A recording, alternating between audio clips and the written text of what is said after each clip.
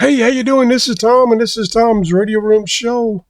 I've been sitting in my office this afternoon trying to keep warm and thinking of what I could do, and I thought, let me go on the internet and search what effects of the weather here in the United States is on our shortwave radio stations.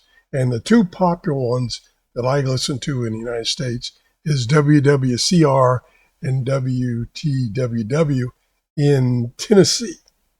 And with the help of the internet, getting data about these stations in the storm and using this AnyGen slide preparation program, I've generated a couple of slides for you, and I hope they'll be interesting. If they're not, let me know, and I won't do this again. Okay, let's go.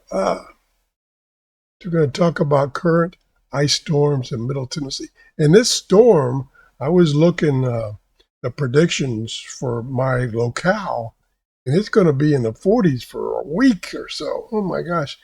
I'm a Florida boy. I don't like 40s. I don't even like anything below 60. Let's go on. So I'm going to talk about a snapshot of the storm, the WWCR impacts, the WTWW impacts, and operational takeaways. Approximately zero point 0.5 inches of ice accumulated across this region of Tennessee. Here's a picture of how it looks. With widespread power options, Tennessee has gotten hit the hardest. And in trees and power lines falling down, broadcast sites are particularly vulnerable due to the large antennas, remote access, and the high utility demands. There's Tennessee, and the ice storm centered on Middle Tennessee, affecting major population centers and remote broadcast sites, including WWCR, which is in Nashville, Tennessee, and WTWW in Lebanon.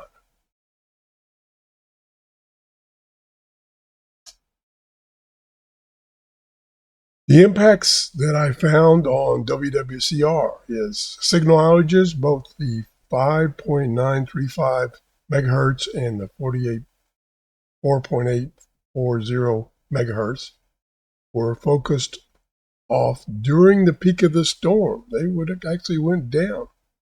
Engineers feared ice road on iceramic antennas, which are vulnerable to falling trees and power lines. The antennas falling, get knocked down or damaged by trees falling down and power lines falling down and shorting them out.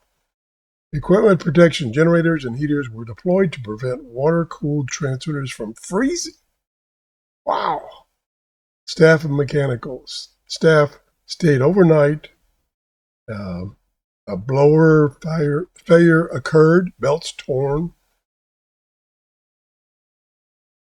So the storm link wasn't confirmed to those.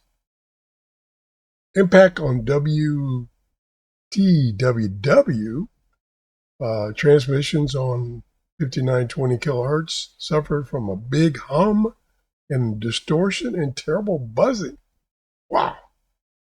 Site accessibility, heavy ice accumulation made transmitter site in Lebanon nearly impossible. They couldn't even get to the site. Status timeline completely off the air on January 26, returned on January 31st at 5919.990 kilohertz with a strong signal. They're back on the air. So you can see what's some of the takeaways of this weather. And like I say, it's been brutal. Well, they lost, some of these stations lost backup power. They couldn't even stay on the air. Some of the heaters needed water-cooled transmitter systems, which froze. Remote monitoring, web update vital to OTA signals are compromised. And staff safety, working in this area, working in the weather, working with down power lines. Whoa, it's been brutal. And from what I see, it's not going to let up for a while. Ice plus power plus access constraints disrupted shortwave operations. Both stations used web and recorded updates to keep listeners informed. So, got any questions, please leave in the comment. If you enjoyed this format, I enjoyed doing it. This was kind of fun to do this research and use this slide generator. It was kind of fun. I don't know if you like it or not. If you don't, anyway, let's see, I've got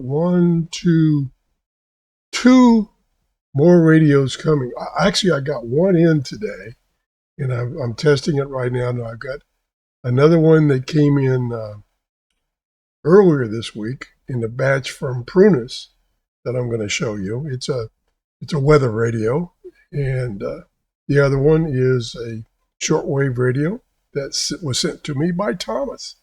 If you enjoyed the show, please give me a thumbs up and try to have a warm, great day. Bye-bye.